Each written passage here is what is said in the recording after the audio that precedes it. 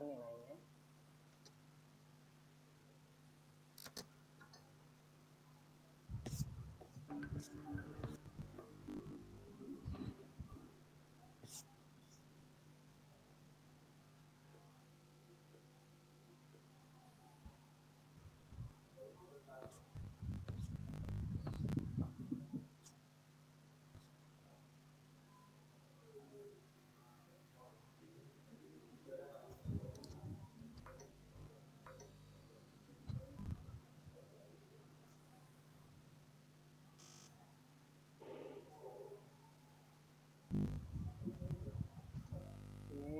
Harun Nisa Rizky Sylvia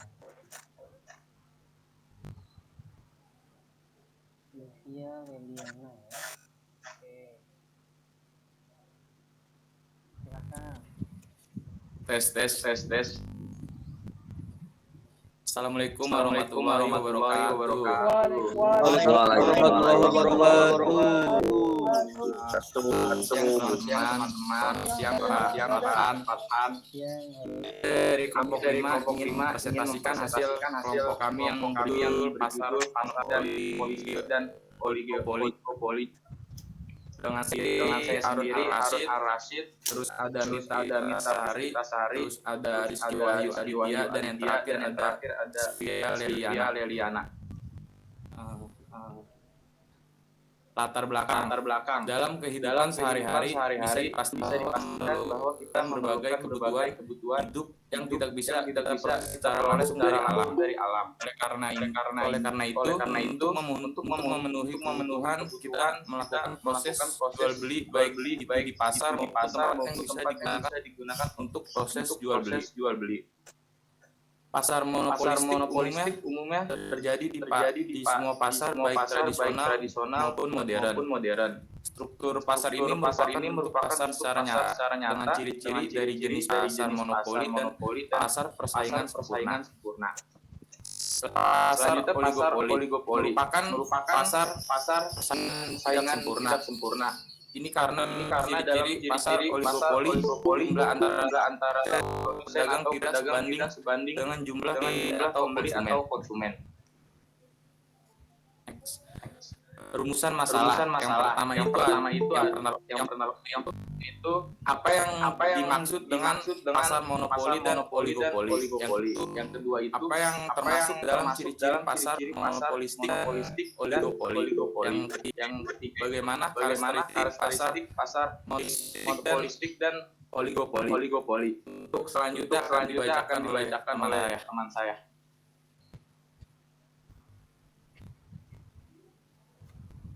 Di sini saya akan presentasi dari Bang Arun. Di slide selanjutnya itu ada tujuan.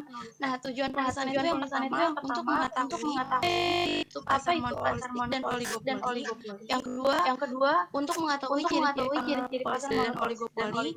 Dan yang ketiga untuk mengetahui karakter monopolistik dan oligopoli. Yang pertama ada pasar monopolistik dan oligopoli.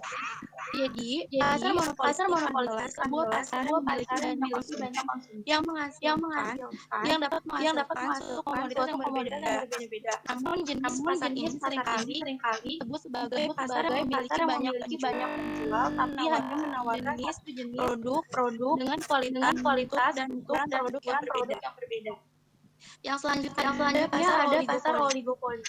Pasar oligopoli adalah komoditas dikuasai oleh beberapa perusahaan. Nah, kondisi itu yang membuat persaingan harga di pasar itu menjadi tidak seimbang. Yang selanjutnya ada ciri-ciri pasar monopolistik. Yang pertama itu terdapat banyak penjual. Jadi di pasar monopolistik ini terdapat banyak penjual, tapi hanya menjual satu produk yang sama. Yang kedua, barangnya bersifat berbeda dan yang selanjutnya perusahaan memiliki harga. Yang selanjutnya ada relatif mudah untuk masuk pasar. Jadi para pedagang itu lebih mudah keluar masuk pasar dibanding pasar oligopoli. Yang selanjutnya ada ciri-ciri pasar oligopoli. Yang pertama penjual bersifat homogen. Yang kedua ada dua produsen atau lebih. Yang selanjutnya strategi marketing yang matang. Yang selanjutnya ada harga saing relatif sama. Yang selanjutnya ada karakteristik persaingan pasar. Yang pertama monopolistik. Yaitu produk diferensiasi. Nah, maksud dari produk ini adalah upaya untuk membedakan produk yang dihasilkan oleh produsen atau perusahaan untuk menarik pelanggan dan membuat mereka lebih produk tersebut. Yang kedua, jumlah produsen yang sangat banyak. Dan yang ketiga itu mudah adalah pedagang lebih mudah untuk masuk keluar pasar monopolistik. Yang selanjutnya ada karakteristik pasar oligopoli. Yang pertama itu ada saling ketergantungan. Itu ada saling ketergantungan antara perusahaan dalam pengambilan keputusan. Yang selanjutnya ada iklan dan kampanye kuat. Yang selanjutnya ada kompetitif. Yang dimaksud adalah pasar oligopoli akan menitikkan persaingan. Yang selanjutnya baru sulit untuk masuk. Jadi pasar oligopoli ini baru itu sulit keluar masuk pasar. Selanjutnya akan dipresentasikan oleh teman saya. Baik, saya akan melanjutkan presentasinya. Faktor penyebab yang pertama, produsen dapat masuk ataupun keluar dari pasar monopolistik. Yang kedua, banyak aktor untuk membuat produk yang sebenarnya berbeda corak dari desain, pemasaran, dan sebagainya. Yang ketiga, dapat menentukan harga sesuai dengan keinginan dan kemampuan pasar. Keempat, dapat mempengaruhi atau mengikuti pasar dengan melakukan promosi dan iklan. Yang kedua, penyebab pasar oligopoli. Yang pertama adalah skala ekonomi. Yang kedua adalah seleksi manajemen. Selanjutnya, keuntungan dan kerugian pasar monopolistik dan oligopoli. Pertama, pasar monopolistik memiliki keuntungan yang pertama adalah pendapatan produsen cenderung besar. Dan kedua, inovasi di bidang produk bisa dilakukan. Yang ketiga, konsumen memiliki banyak pilihan produk sebagai alternatif. Selanjutnya, kerugian dari pasar monopolistik adalah persaingan sangat ketat. Yang kedua, market share hanya sebesar 30-40% saja. Yang ketiga, bocoran anggaran produsen di bidang inovasi. Yang keempat, kebutuhan biaya pemasaran yang besar. Selanjutnya, keuntungan dan kerugian pasar oligopoli. Pertama, keuntungannya ada persaingan yang cukup ketat bagi produsen dan memberikan manfaat baik pada konsumen. Mereka menyadari bahwa konsumen akan menyukai produk yang berkualitas dengan harga terjangkau. Yang kedua, kerugian dari pasar oligopoli. Produsen membutuhkan biaya strategi yang cukup besar. Upaya ini dilakukan untuk menarik konsumen dan mendapatkan pelanggan. Selanjutnya akan oleh teman saya. Saya lanjutkan. Jenis pasar oligopoli. Ada pasar oligopoli diferensiasi. Maksudnya pasar ini produk yang dijual oleh produsen dibedakan. Yang kedua pasar oligopoli non kolusi. Pasar oligopoli ini jenis ini produsen hanya memainkan harga dengan perkembangan harga produsen lain. Yang ketiga ada pasar oligopoli homogen. Dalam dalam dalam pasar oligopoli homogen ini disebut dengan pure oligopoli. Di dalamnya menjual beragam produk dari berbagai produsen. Namun sulit untuk dibedakan. Contoh produknya seperti air mineral, dan rokok dan sebagainya. Yang keempat ada pasar oligopoli kolusi. Jenis pasar ini suatu di mana para produsen bekerjasama untuk menaikkan harga. Sehingga bisnis bisa berjalan statis. Bisa dikatakan jenis yang saingan ketat.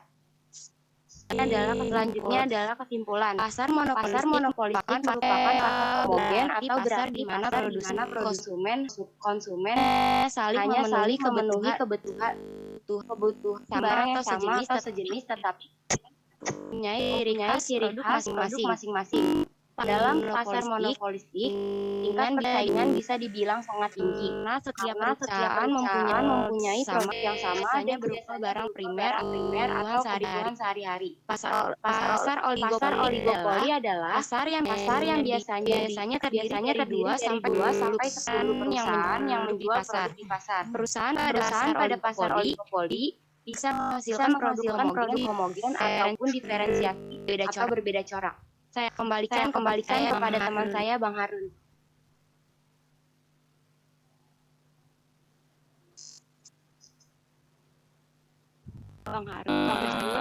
Sekian penjelasan dari kelompok kami. Sekiranya ada yang mengerti atau kurang paham, boleh lanjut tanya jawab. Izin bertanya untuk kelompoknya Bang Harun. Iya, Agit ya. Iya, Bang Harun. Siap. Kan tadi presentasinya itu ada yang mengenai pasar monopolistik ya.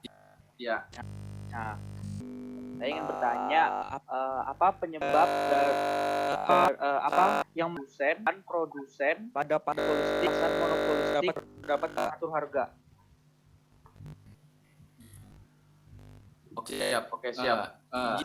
Izin Pak, ini langsung dijawab atau ditampung dulu, Pak? Tampung dulu saja. Nanti Oke, baru siap. dijawab. Selanjutnya, Adam. Duluan ya. Saya duluan nih Bapak Harun namanya. Ya, Oke, siap Bapak Harun. Saya mau nanya Bapak Harun. Dampak pasar oligopoli terhadap masyarakat Bapak Harun. Oke, siap. Ya, makasih ya Bapak Harun. Ya. Ya, siap.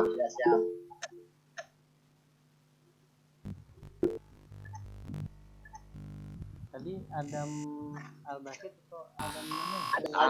Al-Basit, Pak. Adam Al-Basit ya. Iya, Pandu tadi udah angkat tangan. Oh iya, silakan. Terima kasih Harun. Tadi kan ada yang menerangkan tuh ada beberapa contoh, cuman sedikit agak mungkin contoh buat produk dari pasar oligopoli apa aja ya? Sudah dari somat. Oke, baik. Makasih.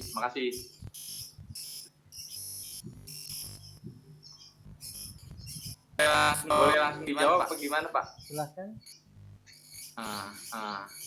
Saya jawab dulu pertanyaan Agit ya. Oke, siap Bang Harun. Tadi kan Agit nanya apa yang menyebabkan produsen pasar monopolistik dapat mengatur harga. Ya. Nah, jawabannya karena banyak produsen maka setiap memiliki pasar atau market yang cenderung kecil. Hal ini membuat produsen memiliki kekuatan yang terbatas untuk menentukan mereka yang ditentukan dalam pasar ini adalah harga rata-rata dari produk dari produsen lain. Betul. Sekian Dari saya cukup. Mungkin untuk teman-teman ada yang mau menambahkan. Tidak ada, dilanjut aja Bang Harun. Oke. Bang Agit, udah puas belum? Udah cukup Bang Harun. Oke. Terima kasih banyak. Oke, selanjutnya Membahas tentang pertimbangan pertanyaan Mas Adam ya. Dijawab sama teman saya.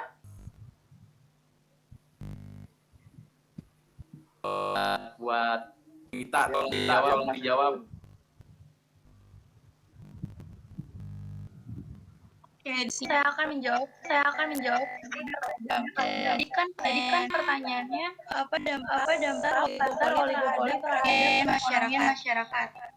Betul. Nah, yang pertama itu munculnya inflasi yang disebabkan oleh harga dan cenderung stabil. Artinya harga produk di pasar oligopoli ini mengalami kenaikan, namun kemungkinan untuk turun. Yang kedua, pasar oligopoli sangat mempengaruhi perekonomian UMKM. Artinya terjadi persaingan ketat yang mengakibatkan banyak kecurangan yang terjadi. Sehingga dapat merugikan perusahaan kecil dan masyarakat. Gimana Kak Adam? Jawabannya sama. Oke, lanjut silakan. Sorry, suara saya sedikit terdengar bagus di sana ya. Oke, untuk pertanyaan Bang Pandu juga Mas. Oke, saya. Oke, silakan Silpi atau boleh dijawab.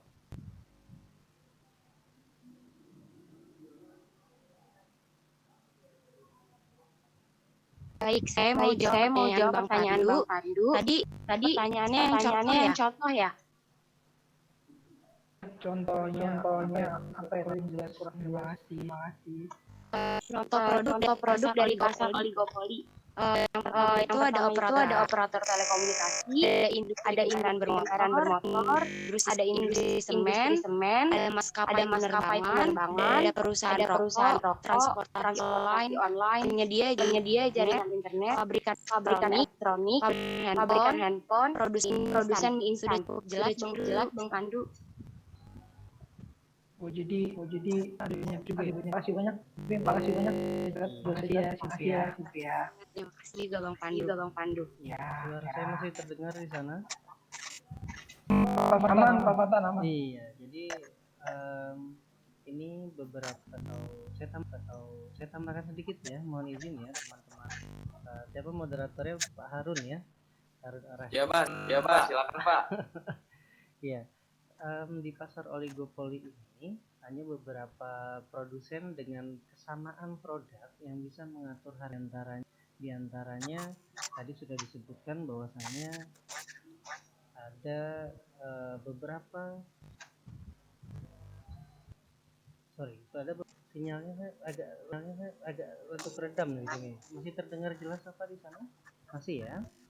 Aman, Pak.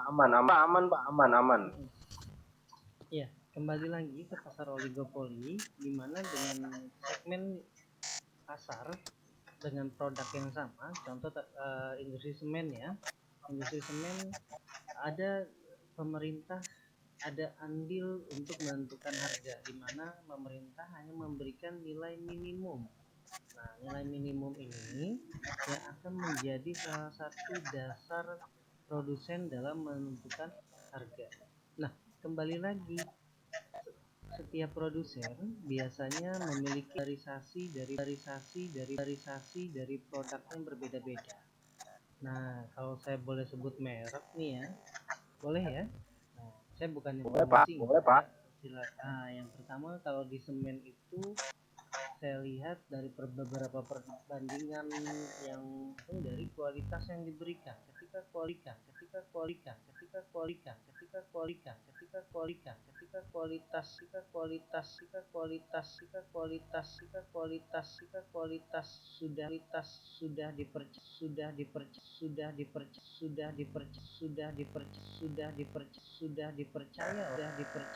dipercaya oleh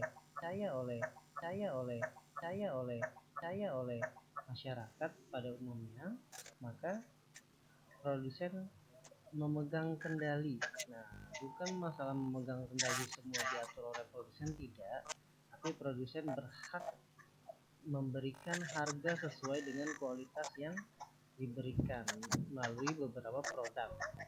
Nah, jika misalkan semen tersebut kok 3 roda harganya bisa sampai 65.000, sedangkan semen-semen baru yang mereknya tidak terlalu terkenal harganya masih bisa di bawah 50.000. Nah, itulah bagaimana produksi mengatasi agar produknya laku di pasaran. Tapi kembali lagi, kualitas juga memegang peranan penting agar produsen percaya terhadap agar masyarakat percaya terhadap barang yang diberikan oleh produsen, sehingga produsen itu bisa menguasai pasar. Nah, sekarang kembali lagi, masyarakat maunya yang murah atau yang berkualitas, gitu ya. Tapi terkadang masyarakat juga serba salah ya, maunya murah dan berkualitas. Nah, kalau yang mau murah berkualitas agak-agak susah ya nyarinya ya, karena kalau misalkan mau murah berkualitas nyarinya sama aja nyari instan di tumpukan jerami, kudu pilih satu, pilih lagi, pilih. Mungkin Pak Pandul udah biasa milih-milih ya, nanti tinggal cari deh mana yang bisa dipilih ya. Nah, terus Satu aja Pak, habis Pak. Iya Pak, saya coba berandai-andai saja nih. Mungkin dari beberapa pilihan itu ada yang terbaik. Nah tuh, saya belum sampai habis nih Pak. Nah, yang terbaik ini pastinya pas ya, pas satu, pas di kantong, pas untuk dibayar, pas untuk kualitasnya juga, kan gitu ya. Iya. Ya, Kembali Pak. lagi ke Ya, Pak. pasar oligopoli, di mana pasar ini memegang satu kendali dalam satu batas minimum. Nah, batas minimum untuk harga penyesuaian produk. Oke, itu aja dari saya kembalikan ke moderator. Silakan Pak Harun Ar-Rasyid. Oke, baik, terima kasih atas tambahannya Pak. Ini udah cukup belum Pak? Maksudnya tanya jawab tiga apa lebih Pak? Boleh, kalau mau ditambah silakan. Nah, ada yang masih penasaran mungkin dengan Pak Harun mau bertanya, silakan. Saya dengar sih masih 25 orang lagi yang mau nanya ya. Boleh bertanya Pak? Boleh, silakan Pak Wika. Ya. Nanyanya ke Pak Harun atau ke saya nih? Kelompok 5 Pak. Oke, silakan Pak Wika. Kita kan lagi membahas mengenai pasar oligopoli ya, Bang Harun. Iya. Nah, itu ada sistem harganya seperti apa sih di pasar oligopoli. Demikian terima kasih. Sistem harga ya di pasar oligopoli. Silakan Baik. Pak Harun. Kayaknya sudah Baru Pak, diskusi dulu ya Pak. Ya, silakan. Ya, makasih Pak.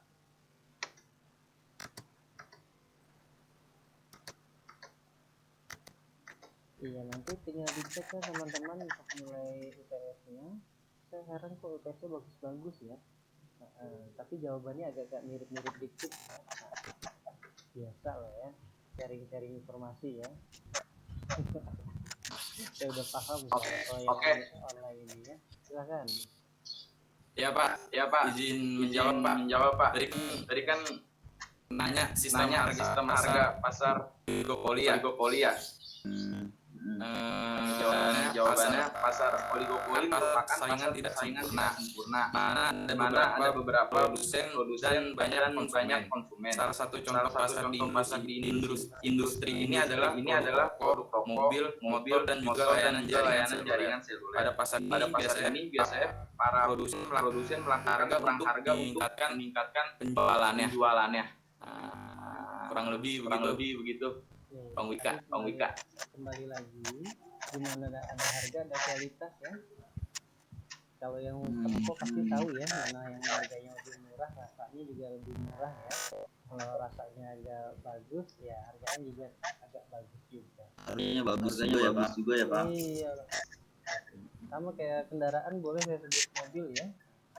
mobil ini ketika harganya sudah mencapai titik tertinggi, berarti kan bukan hanya kenyamanan saja yang diutamakan, tapi fitur-fitur juga mendukung ya. Ketika harganya di bawah harga 50 juta ya tergantung merek, tergantung kualitas, tergantung tahun gitu ya. Kembali lagi bagaimana cara produsen dalam mengantisipasi adanya kenaikan bahan baku untuk menyesuaikan harga di pasaran. Ketika harga pasaran diharuskan untuk naik, berarti kan ada ketentuan-ketentuan yang harus dipertimbangkan. Yang pertama, layanan pajak dari pemerintah seperti apa? Apakah ada regulasi baru atau memang penambahan pajak tambahan nilai dan lain sebagainya? Ngaruh ya pajak ya, rokok aja ngaruh ya. Ketika pajak cukainya naik, harga rokok naik ya. Nah, yang perokok kan pasti mengetahui ya, yang biasa 2 bungkus jadi 5 bungkus, oh kebalik ya, yang 5 bungkus jadi 2 bungkus ya. Nah, yang suka ngopi biasanya sehari bisa 7 gelas, sekarang ya 2 gelas cukup ya. Oke, itu aja. Silakan Harun Rashid, saya kembalikan. Kira-kira cukup ya Pak ya? Cukup. Iya. Oke, baik. Makasih teman-teman. Saya akhiri ya. Presentasi dari kelompok kami. Bila ada kekurangan mohon dimaafkan. Wabillahi hidayah. Wassalamualaikum warahmatullahi wabarakatuh. Waalaikumsalam warahmatullahi wabarakatuh. Oji masih semangat ya Oji. Semangat Pak. Semangat ya. Baterainya penuh itu baterainya. Oh gitu ya, penuh ya. Udah makan ya. Oke. Ya, berarti kita tinggal setelah Victor ini ada forum diskusi lagi ya. Ada 4 pertemuan di sana. Setelah itu kita UAS ya. Setelah UAS baru kalian dapat nilai dan naik semester. Hebat ya, udah semester 2 dikit lagi ya. Cuma hitungan hari aja sekarang. Iseng-iseng lihat di UTS nilainya berapa, kalau emang bagus meyakinkan, mudah-mudahan ketolong untuk UAS dan tugasnya ya. Amin. Makasih Pak, bagus ya. Saya coba Alhamdulillah Pak. Jangan Pak. Bagus, cukup ya. Cukup Pak. Saya khawatir ya Pak, saya kelebihan Pak, kurangin dikit dah nggak apa-apa gitu ya, saya kurangi. Ada Iya, silakan.